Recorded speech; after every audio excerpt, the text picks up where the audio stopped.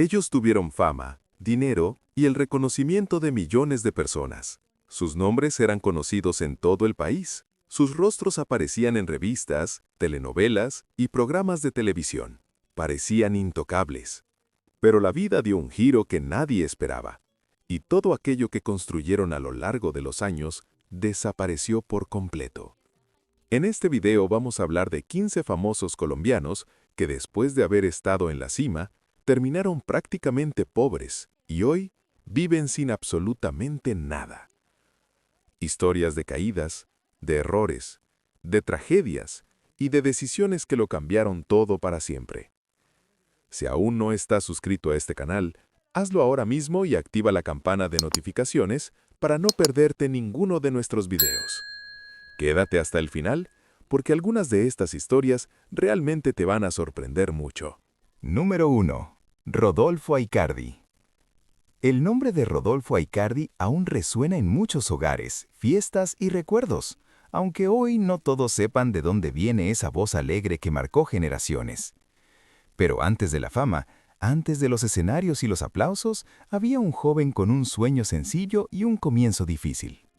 Nació como Marco Tulio Aicardi Rivera, el 23 de mayo de 1946 en la ciudad de Magangué, en el departamento de Bolívar, Colombia. Era una región llena de ritmos, donde la música hacía parte de la vida diaria. Desde muy joven mostró interés por el canto, observando y aprendiendo de todo lo que escuchaba a su alrededor.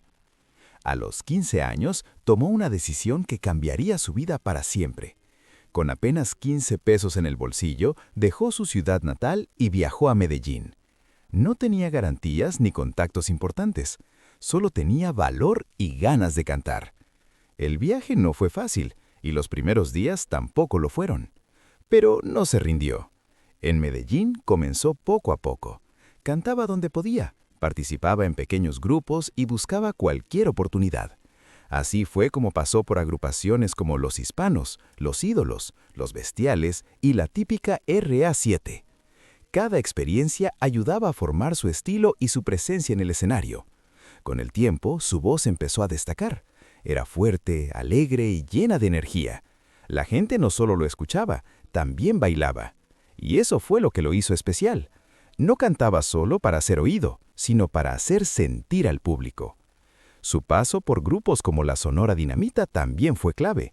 Allí consolidó su lugar en la música tropical y la cumbia, géneros que dominaban las fiestas y las emisoras en esa época. Fue en ese tiempo cuando surgieron grandes éxitos. Entre ellos, una canción en especial cambiaría todo: La Colegiala. La canción se difundió rápidamente, cruzando fronteras y llegando a otros países. No era solo un éxito local, sino internacional. Personas de distintas culturas comenzaron a reconocer esa melodía contagiosa. A lo largo de su carrera, Rodolfo grabó más de 75 discos. Viajó por muchos países llevando su música hasta lugares lejanos, como Japón y Gran Bretaña. En cada presentación dejaba su huella, conquistando nuevos públicos. Su talento también fue reconocido con 15 discos de oro, una cifra que pocos artistas logran alcanzar.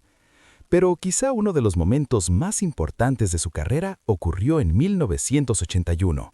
Ese año se presentó en el famoso Teatro Olimpia de París. Fue un evento histórico.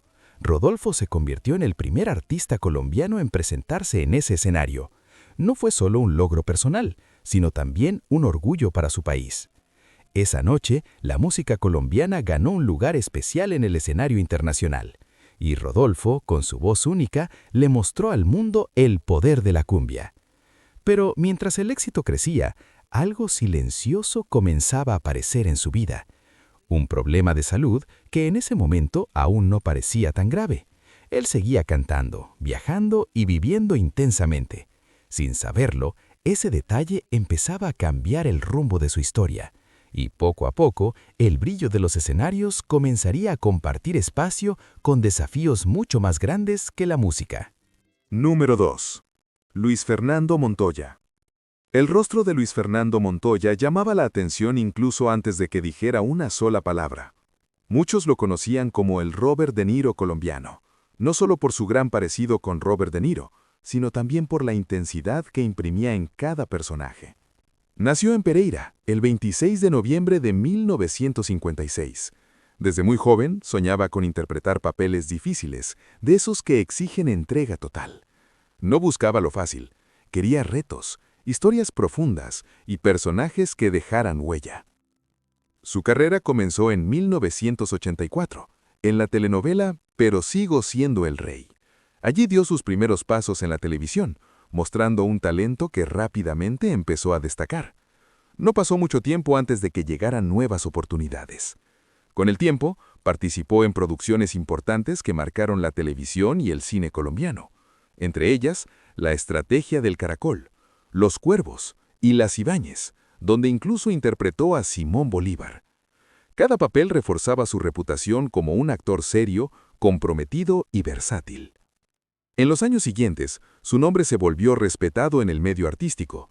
Tenía la capacidad de transmitir emociones fuertes con naturalidad. El público creía en sus personajes. Eso era lo que lo hacía especial. Pero fuera de las cámaras, su vida seguía otro rumbo. Con el éxito también llegó el dinero, y con él una vida de excesos, fiestas constantes, noches largas y gastos sin control. Todo parecía fácil, demasiado rápido. Lo que ganaba lo gastaba casi al mismo ritmo. Poco a poco la situación empezó a cambiar.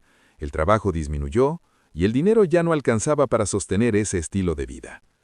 Entre 1994 y 1999 vivió uno de los momentos más difíciles de su vida. Sin oportunidades y sin estabilidad, se encontró perdido.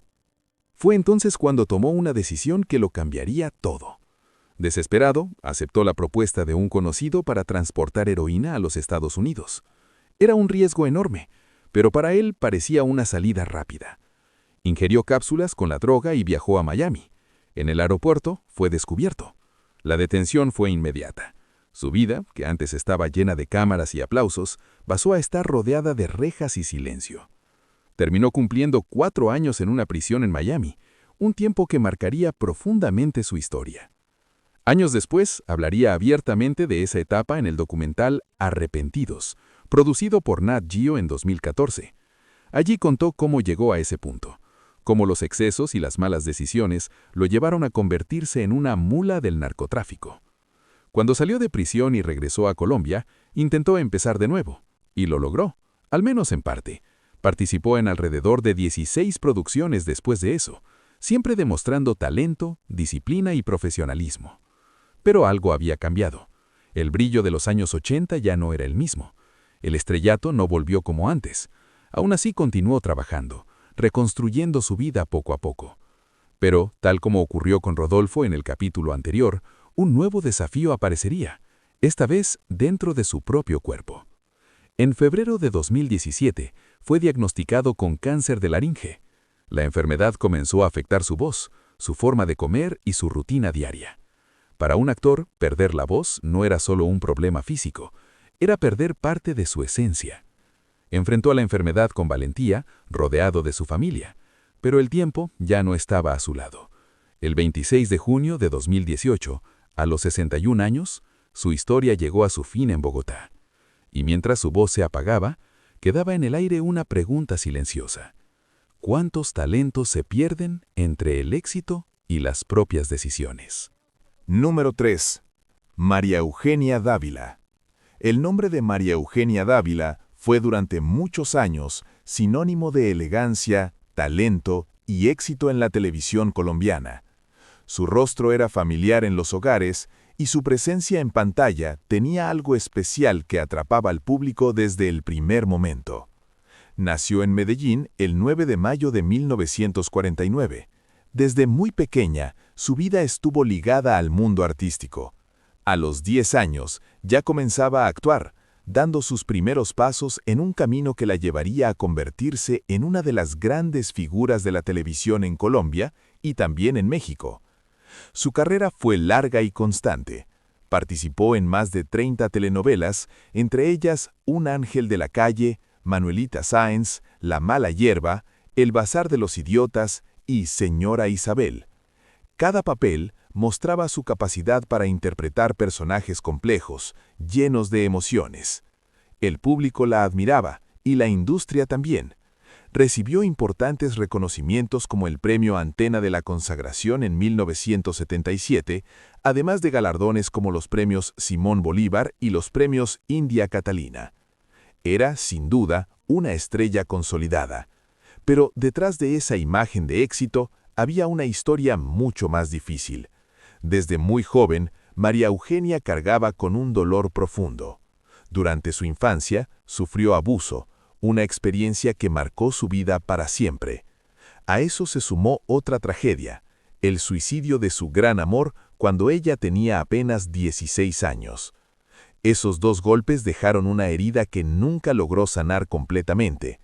Con el paso del tiempo, la depresión comenzó a ocupar un espacio cada vez mayor en su vida. Aunque por fuera todo parecía perfecto, por dentro luchaba constantemente. Para intentar escapar de ese dolor, empezó a refugiarse en el alcohol y las drogas. Al principio, nada parecía fuera de control, pero poco a poco las adicciones fueron creciendo. El dinero, que alguna vez fue abundante, empezó a desaparecer.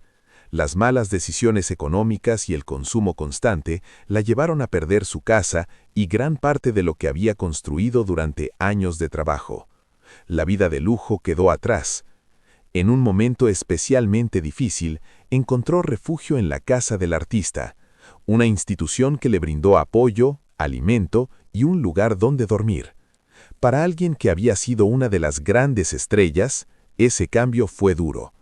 Aún así, intentó levantarse. En 2010, reapareció en la telenovela Amor en Custodia. Fue un intento de volver, de reconectar con el público y con su profesión. Pero las oportunidades ya no eran las mismas. Las grandes cadenas como Caracol y RCN no le ofrecieron estabilidad en sus últimos años. Mientras tanto, su salud comenzó a deteriorarse. En octubre de 2011, fue internada en la Fundación Cardioinfantil de Bogotá en estado muy grave. Sus pulmones y su hígado estaban seriamente afectados. Su cuerpo empezaba a reflejar los años de lucha interna. Con el tiempo, su situación se volvió aún más difícil. Vivió en albergues y hogares de paso, lejos del reconocimiento que alguna vez tuvo. Su nombre, que antes era celebrado, comenzó a desaparecer de los medios. La soledad se hizo presente. En sus últimos años, vivió en un asilo en el barrio Pasadena, en Bogotá. Allí pasó sus días, alejada de los escenarios, del público y de la vida que alguna vez conoció. El 9 de mayo de 2015, el mismo día de su cumpleaños, murió a los 65 años, después de varios días en cuidados intensivos en la Clínica Navarra. Su historia dejó una sensación difícil de ignorar.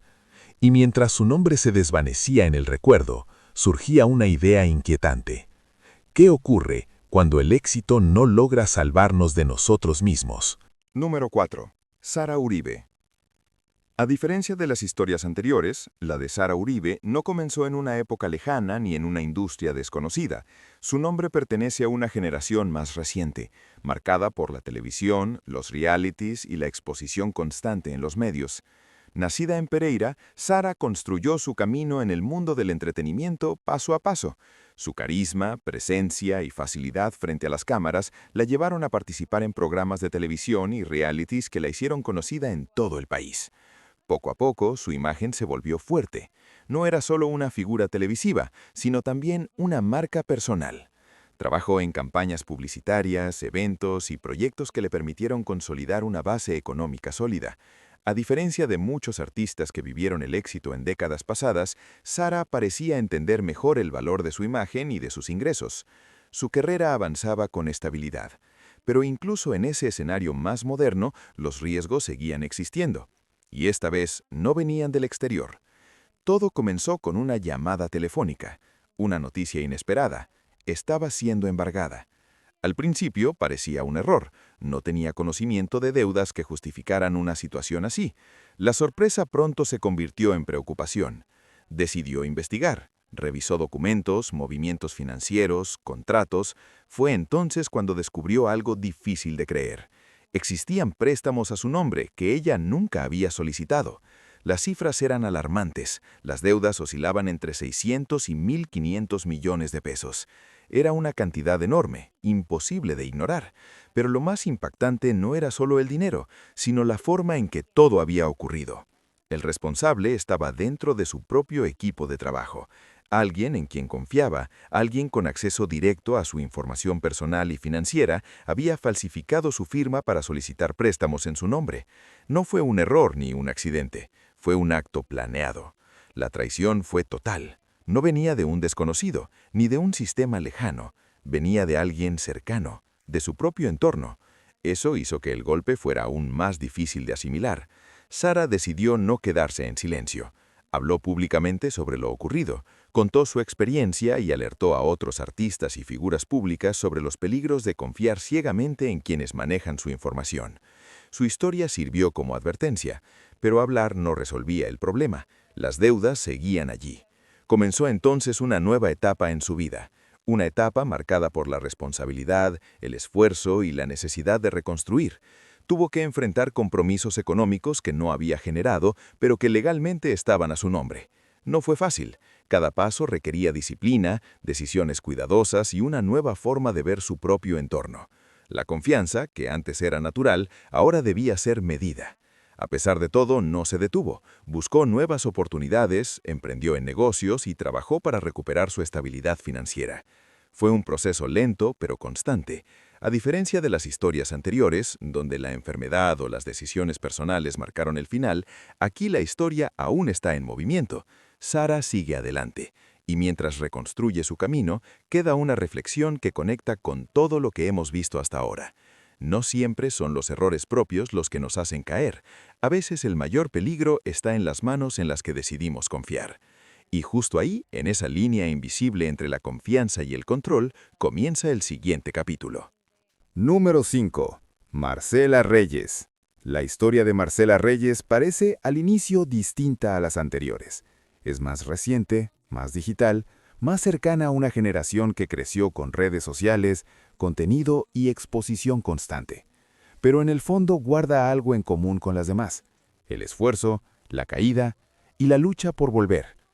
Marcela se hizo conocida como DJ de guaracha, un género que mueve multitudes en Colombia. Con el tiempo, su nombre empezó a sonar con fuerza en eventos, discotecas y festivales. Su presencia en redes sociales también creció, superando los 3 millones de seguidores en Instagram. No solo era música, era una figura de entretenimiento. Su participación en realities como Survivor y La Casa de los Famosos la acercó aún más al público. La gente no solo escuchaba sus mezclas, también conocía su personalidad, su historia, su forma de ver la vida. A diferencia de otros casos, Marcela no llevaba una vida de excesos. Ella misma lo ha contado. Trabajó durante años con disciplina, evitando lujos innecesarios. No gastaba en cosas caras, pensaba en el futuro, especialmente en el de su hijo. Cada peso que ganaba tenía un propósito. Construyó su patrimonio con paciencia. Pero todo eso cambiaría. La primera caída no vino de un error evidente, vino disfrazada de confianza. Marcela entregó todos sus ahorros a una persona cercana que le prometió invertir el dinero en su nombre. No se trataba de una suma pequeña. Aunque nunca reveló la cifra exacta, dejó claro que era mucho más que cientos de millones de pesos. Era prácticamente todo lo que tenía. El dinero desapareció. No hubo retorno, ni resultados, ni explicaciones claras. Lo que había construido durante años se esfumó en una decisión basada en la confianza. Pero la historia no terminó ahí.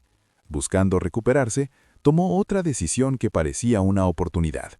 Invirtió en trading, esperando multiplicar lo que le quedaba. Sin embargo, el resultado fue aún más duro. Perdió cerca de 2.000 millones de pesos. Esa segunda pérdida la dejó en una situación crítica. Ya no era solo un golpe económico, era un colapso total. Todo lo que había cuidado, todo lo que había protegido ya no estaba. Y en medio de ese proceso, hubo otro dolor. Parte de su dinero también fue destinado a apoyar la carrera musical de su entonces pareja, B. King. Un proyecto en el que creía, en el que apostó con ilusión. Pero la historia tomó un giro inesperado, cuando él fue asesinado en México. La pérdida ya no era solo financiera, el impacto fue profundo. Marcela comenzó a sufrir problemas de salud, insomnio, estrés, caída del cabello. Su cuerpo empezó a reflejar todo lo que estaba viviendo por dentro. Aún así, no se detuvo. En lugar de quedarse paralizada, decidió intentar de nuevo. Con lo poco que le quedaba, creó una empresa de productos capilares llamada Poderosa. No era solo un negocio, era una forma de reconstruirse. Paso a paso comenzó a levantarse. Su historia aún no tiene un final definido. Está en proceso, en movimiento, como una mezcla que todavía no termina de sonar. Y mientras intenta recuperar lo que perdió, queda una sensación clara. No importa cuánto cuidemos lo que tenemos, siempre existe un riesgo invisible. Un riesgo que, como en los capítulos anteriores, aparece cuando menos lo esperamos, y que abre la puerta a una nueva historia que aún está por contarse. Número 6. Memo Orozco. Durante años, el rostro de Memo Orozco fue sinónimo de alegría en la televisión colombiana. Su presencia en Sábados Felices lo convirtió en una figura cercana, familiar, alguien que acompañaba a millones de personas cada fin de semana. El programa, transmitido por Caracol TV, no era cualquier espacio. Era uno de los más icónicos del país, con décadas al aire y una audiencia fiel. Y Memo era parte de ese éxito. Durante mucho tiempo, su vida tuvo estabilidad, trabajo constante, reconocimiento y una situación económica sólida. Todo parecía estar en orden. No había señales visibles de crisis ni de problemas.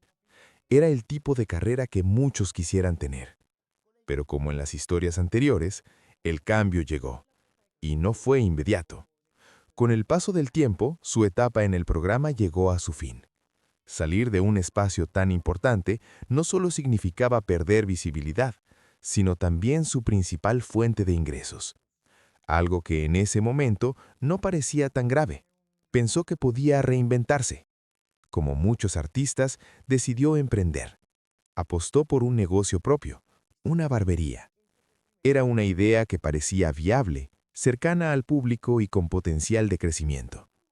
Invirtió más de 200 millones de pesos en el proyecto.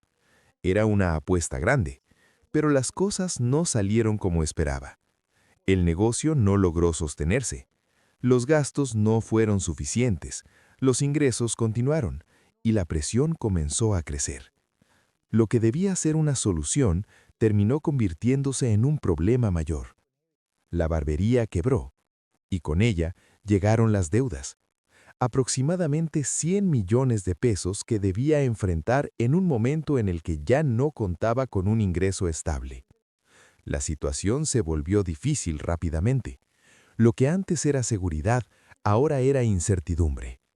Memo habló abiertamente sobre este proceso en una entrevista en el programa La Red, en enero de 2023. No ocultó lo que estaba viviendo. Contó cómo había perdido dinero, cómo las decisiones tomadas con esperanza terminaron en una crisis. Pero más allá de los números, lo que realmente impactó fue lo humano. La presión, la preocupación constante, el peso de las responsabilidades.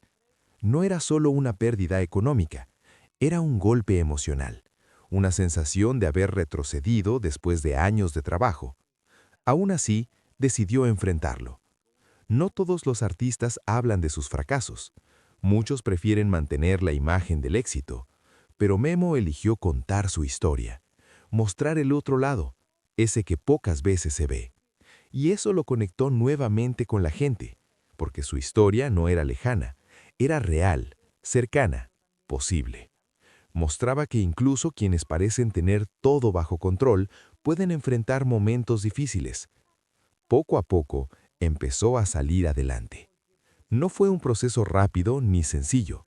Requirió ajustes, decisiones nuevas y, sobre todo, paciencia.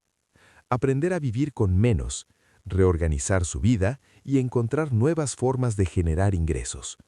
Su historia, al igual que la de Sara y Marcela, aún no termina. Está en reconstrucción. Y mientras avanza, deja una reflexión que se suma a todas las anteriores. El éxito no es permanente, y las decisiones que parecen seguras pueden cambiarlo todo. Porque a veces no es la falta de talento lo que derrumba una vida, sino un giro inesperado que nadie vio venir.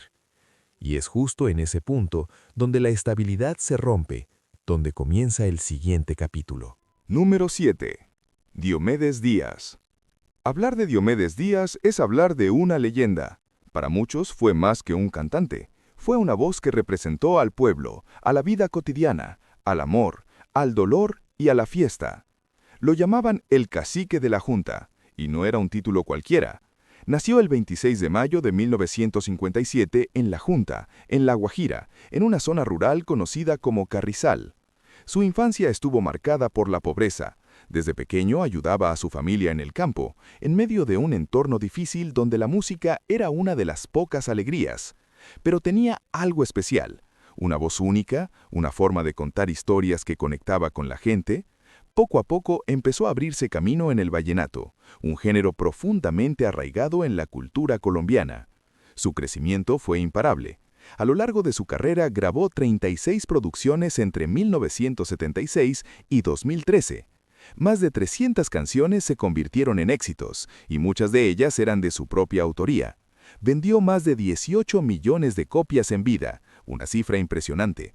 Los reconocimientos también llegaron. Ganó 22 discos de oro, 23 de platino, 13 de doble platino y 3 de quíntuple platino, y en 2010 recibió un Latin Grammy.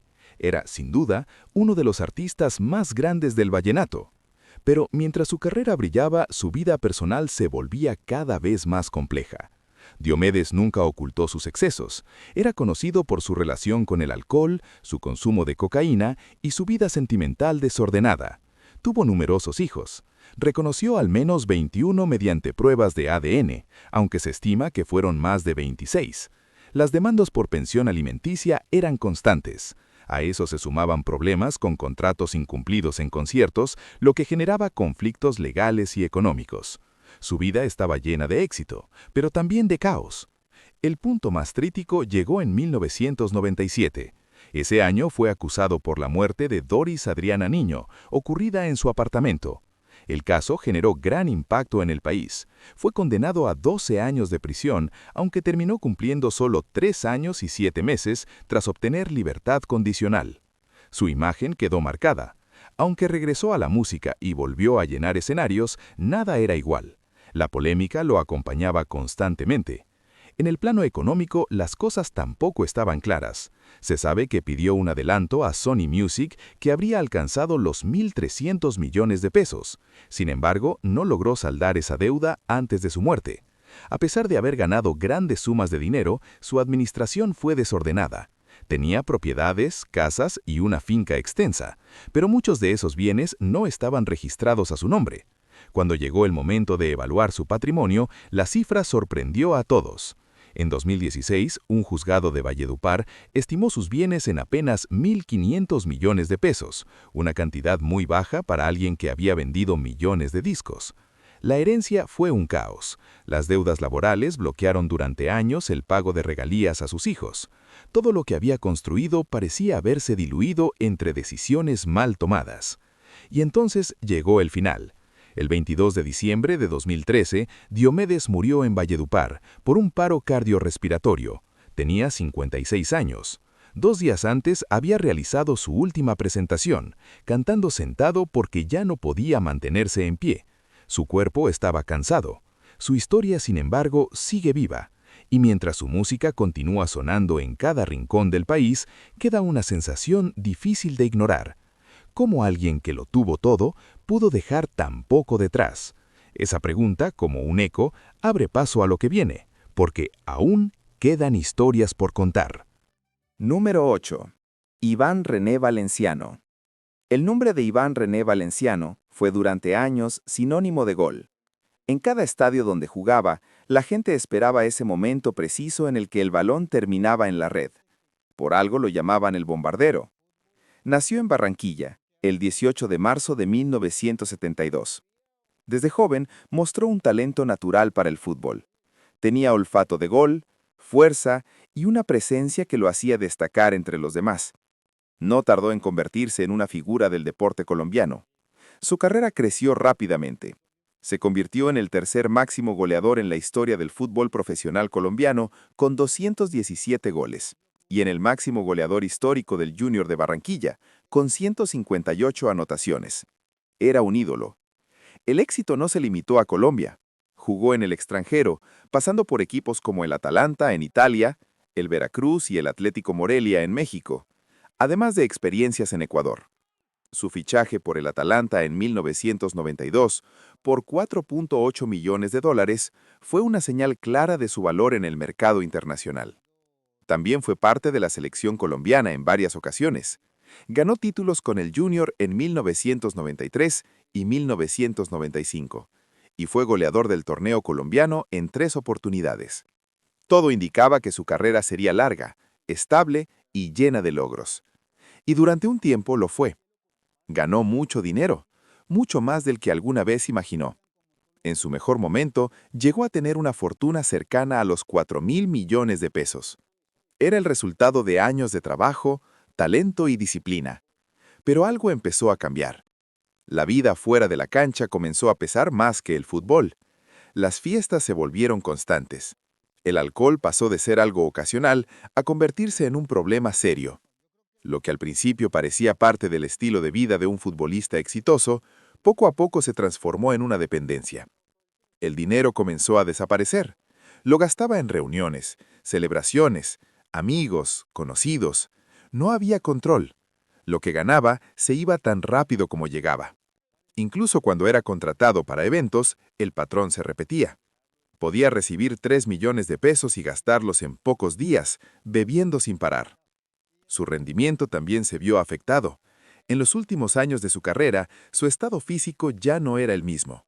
Llegó a pesar más de 100 kilos con apenas 34 años. El nivel de exigencia del fútbol profesional ya no era compatible con su condición. Comenzó a cambiar de equipo constantemente. Pasó por 16 clubes en la etapa final de su carrera, sin lograr estabilidad. El brillo de antes se había apagado. Finalmente, en 2009, se retiró jugando en el Alianza Petrolera, en la segunda división, sin dinero. Uno de los momentos más duros que compartió públicamente fue simple, pero devastador. Su madre le pidió 500 pesos para comprar leche y pan, y él tuvo que decirle que no tenía nada, nada, a pesar de haber ganado millones. Años después, la vida volvió a ponerlo a prueba. En 2025, fue hospitalizado de urgencia en Weston, Florida, por problemas de salud relacionados con una baja hemoglobina. La situación fue tan complicada que amigos cercanos organizaron una colecta para cubrir los gastos médicos. El contraste era evidente, de ídolo a necesitar ayuda. Aún así, intentó reconstruirse. Trabajó como comentarista deportivo en ESPN y Fox Sports Colombia, compartiendo su experiencia con nuevas generaciones. También ha dedicado tiempo a entrenar jóvenes talentos en Estados Unidos. Su historia sigue en curso, y mientras busca mantenerse en pie, deja una reflexión que conecta con todas las anteriores. El talento puede abrir puertas, pero no garantiza que sepamos mantenerlas abiertas, porque al final no se trata solo de llegar, sino de saber permanecer. Y justo en ese punto, donde el pasado pesa y el futuro es incierto, la historia continúa. Número 9. Helenita Vargas. Hablar de Helenita Vargas es recordar una voz fuerte, inconfundible, llena de emoción. No por nada la llamaban la Ronca de Oro. Su estilo, su fuerza al cantar y su forma de interpretar la convirtieron en una de las figuras más importantes de la música popular en Colombia. Nació como Sofía Elena Vargas Marulanda el 3 de marzo de 1934 en Cali, Valle del Cauca.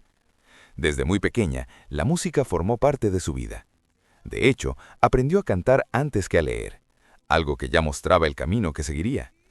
A los 16 años, tuvo un momento que marcaría su historia. Se presentó en un hotel de Cali frente al reconocido músico Agustín Lara. Sin miedo, le pidió que la escuchara cantar. Él accedió.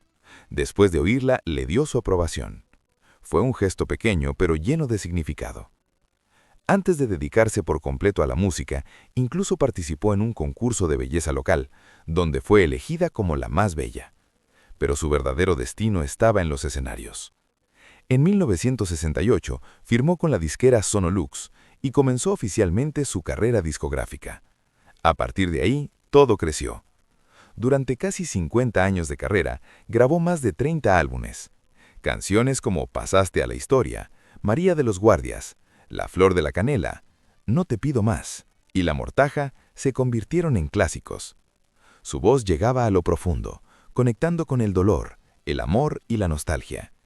Fue la solista de música popular más vendedora de Colombia en su época. Se presentó en distintos países del continente y compartió espacios con figuras importantes, incluso en el ámbito político, como el expresidente Alfonso López. Su nombre tenía peso. Pero como en muchas de las historias anteriores, el éxito no vino solo. Durante varios años, el consumo excesivo de alcohol comenzó a afectar su carrera. En algunas presentaciones llegaba desafinada, lo que poco a poco fue alejando al público y complicando nuevos contratos. El impacto fue evidente. En un momento clave, tomó una decisión difícil: dejar el alcohol. Lo logró. Poco a poco recuperó parte de su carrera y volvió a conectar con su público. Pero el daño ya estaba hecho. Su salud comenzó a deteriorarse. Fue diagnosticada con cirrosis, una enfermedad grave que afectó su hígado. La situación era tan delicada que tuvo que entrar en lista de espera para un trasplante. Su vida ya no giraba en torno a los escenarios, sino a hospitales y tratamientos. En marzo de 2009 recibió un trasplante de hígado en Cali, pero el cuerpo no aceptó el órgano. A partir de ese momento, las complicaciones aumentaron. Problemas respiratorios severos la obligaron a alejarse definitivamente de la música. La voz que había llenado escenarios ahora luchaba por mantenerse. Sin poder trabajar, su situación económica también cambió. Los tratamientos eran costosos y los ingresos ya no existían como antes. La vida que había construido durante décadas comenzó a desmoronarse lentamente. En diciembre de 2010, recibió la Orden de la Democracia Simón Bolívar del Consejo de Cali. Fue un reconocimiento importante, pero también un momento difícil. Ya estaba visiblemente debilitada. El contraste era claro. El 7 de febrero de 2011, a los 76 años, murió en la clínica Valle de Lili, en Cali, tras una infección generalizada que afectó principalmente sus pulmones. Llevaba 2 años alejada de los escenarios. Su voz se apagó, pero su historia quedó. Y mientras su música sigue sonando en la memoria de muchos, queda una sensación que se repite una vez más. Incluso las voces más fuertes pueden quebrarse con el tiempo. Y así, entre aplausos que ya no suenan y recuerdos que permanecen, el camino continúa, porque aún hay una última historia por contar. Número 10. Hernando el Culebro Casanova. El público colombiano difícilmente olvida a Hernando Casanova. Su rostro, su forma de hablar y su estilo único lo convirtieron en una figura inolvidable del humor. Para muchos siempre será el Culebro, un apodo que nació casi por accidente, pero que terminó marcando su historia. Nació en Neiva, Huila, el 21 de abril de 1945. Desde niño mostró una fuerte atracción por el entretenimiento.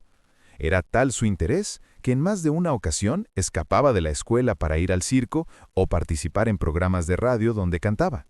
Su camino no fue directo. En 1966 ingresó al Club del Clan como cantante. Sin embargo, su paso por la música fue corto. Él mismo reconocía que no tenía la voz ni la presencia necesarias para destacarse en ese mundo. Pero lejos de rendirse, encontró su verdadero lugar en la actuación. En 1973 llegó al programa de Yo y Tú, donde surgió su apodo El Culebro. Fue un error de un compañero, pero se quedó para siempre. Desde ahí, su carrera comenzó a tomar forma. Su talento era evidente. En 1977 ganó el premio APE como Mejor Actor Dramático por la serie Embrujo Verde. Era una señal clara de que no solo hacía reír, también podía emocionar. Pero su gran momento llegó en 1982. Con el personaje de Eutimio Pastrana Polanía, en Don Chinche, alcanzó el punto más alto de su carrera. El programa, considerado uno de los más importantes de la televisión colombiana, conectó profundamente con el público. Eutimio era inecuo, noble, cercano, un mecánico huilense que representaba al colombiano común. Y Casanova lo interpretó de una forma tan auténtica que el personaje se volvió eterno. También participó en espacios como el Show de Jimmy, junto a Jimmy Salcedo, donde fue parte de los meros Recochán Boys, dejando huella en el humor televisivo. Directores como Dunaf Kuzmanich, Llegaron a considerarlo el mejor actor colombiano de todos los tiempos. Lo tenía todo: talento, reconocimiento, cariño del público. Pero como en tantas historias anteriores, la estabilidad no duró para siempre. Casanova nunca fue una persona de ahorro. Su vida estaba llena de fiestas, excesos, relaciones y desorden. El dinero entraba y salía con la misma facilidad. No pensaba en el futuro. A eso se sumó un golpe fuerte en 1975. Sufrió un grave accidente automovilístico en el que murió su compañero, el actor Guillermo Gálvez. Él sobrevivió, pero el trauma lo acompañó durante años, afectando su estado emocional. Con el paso del tiempo, las oportunidades comenzaron a disminuir. El fin de Don Chinche en 1989 y el declive del show de Jimmy marcaron un antes y un después. Los papeles ya no eran los mismos. Su presencia en la televisión se volvió esporádica. Y entonces llegó la enfermedad. Problemas cardíacos serios empezaron a afectar su vida. Los tratamientos consumieron sus recursos y limitaron su capacidad de trabajar. La situación se volvió cada vez más difícil. En sus últimos días, su realidad era muy distinta a la del éxito que había vivido. Una frase que dijo a un vecino quedó testimonio de ese momento. Necesitaba ayuda, no tenía dinero, temía morir en el abandono. Era el reflejo de una caída profunda. El 24 de octubre de 2002, a los 57 años, murió en Bogotá por un infarto fulminante. Años después, en 2015, sus hijos cumplieron su último deseo. Esparcieron sus cenizas en el río Magdalena. Su historia cierra este recorrido y deja una reflexión final que une todos estos capítulos. El talento, la fama y el éxito pueden abrir puertas, pero no siempre enseñan cómo sostener lo que hay detrás de ellas. Porque al final, lo que queda no es solo lo que se logró, sino lo que se pudo conservar. Y quizá ahí, en ese espacio entre lo que se tuvo y lo que se perdió, es donde realmente viven estas historias. Número 11. Delfina Guido. El nombre de Delfina Guido no siempre es recordado con la fuerza que merece, pero hubo un tiempo en que su talento brillaba con claridad en el teatro y la televisión colombiana, dejando personajes que aún viven en la memoria de quienes la vieron. Nació como Margarita Beatriz María Felefi García el 19 de julio de 1937 en Buenos Aires, Argentina.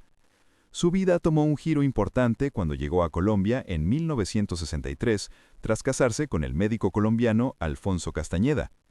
En ese nuevo país formó una familia y también encontró su verdadera vocación. Inicialmente quería estudiar periodismo, pero todo cambió cuando descubrió las escuelas de arte dramático. Decidió inscribirse en la Escuela El Palomar, dando así el primer paso hacia una carrera que marcaría su vida. Su talento no tardó en hacerse evidente. En 1966 ganó el premio a Mejor Actriz en el Segundo Festival Nacional de Teatro de Colombia. Era una señal clara de que había llegado para quedarse. Su presencia en escena tenía fuerza, sensibilidad y autenticidad. A lo largo de más de 4 décadas, participó en más de 40 producciones entre teatro, cine y televisión. Construyó una carrera sólida, respetada por el público y por sus colegas. Entre sus personajes más recordados están Doña Doris en Don Chinche, Narcisa en Los Cuervos y Juana Torralba en Los pecados de Inés de Hinojosa. Cada uno de ellos mostró su capacidad para dar vida a personajes complejos y cercanos. Los reconocimientos también llegaron. Ganó 3 premios India Catalina, 2 como Mejor Actriz de Reparto y 1 como Mejor Actriz, además de un premio Simón Bolívar. Su nombre tenía peso dentro del mundo artístico. Pero Delfina no se limitó a actuar. Junto a sus hijas, fundó una escuela de actuación, la Fundación de Artes Escénicas, donde ayudó a formar nuevas generaciones. También creó una línea de ropa para tallas grandes, que tuvo un éxito moderado. Todo parecía estable. Pero, como en tantas historias anteriores, el tiempo comenzó a cambiar las cosas. A finales de los años 90, su salud empezó a deteriorarse. Problemas cardíacos serios comenzaron a afectar su vida. Poco a poco, las oportunidades en televisión desaparecieron. Durante los últimos 8 años de su vida, no tuvo ningún papel en pantalla. El silencio reemplazó los aplausos. Mientras tanto, su situación económica se volvió complicada. Sin trabajo constante y con tratamientos médicos costosos, la estabilidad que alguna vez tuvo comenzó a desvanecerse. En el año 2000 enfrentó un momento crítico. Necesitaba una segunda cirugía a corazón abierto. El costo era de $12,000, una suma que no podía pagar. La situación era desesperante, pero no estaba completamente sola. Al conocer su realidad, compañeros del medio artístico organizaron una campaña para recaudar fondos. Fue un acto de solidaridad que reflejaba el respeto que muchos aún sentían por ella. Lograron reunir el dinero. La cirugía se hizo posible. Sin embargo, su cuerpo ya estaba debilitado. El 17 de abril de 2002, a los 64 años, murió en el Hospital San Ignacio de Bogotá, justo cuando estaba a punto de someterse a ese procedimiento. Su corazón no resistió. Había pasado años lejos de las cámaras, lejos del reconocimiento, pero no completamente olvidada, porque incluso tiempo después, quienes la vieron actuar seguían recordándola. Su talento no desapareció, solo se volvió más silencioso. Y así su historia se suma a todas las anteriores, dejando una sensación que se repite una vez más. El aplauso puede ser fuerte, pero no siempre es eterno. Y en ese silencio que queda después es donde estas historias siguen viviendo, esperando no ser olvidadas. Y así llegamos al final de otro video sobre la vida de 65 famosos colombianos que lo perdieron todo y hoy viven prácticamente en la pobreza, lejos de los reflectores y del mundo que un día los aplaudió.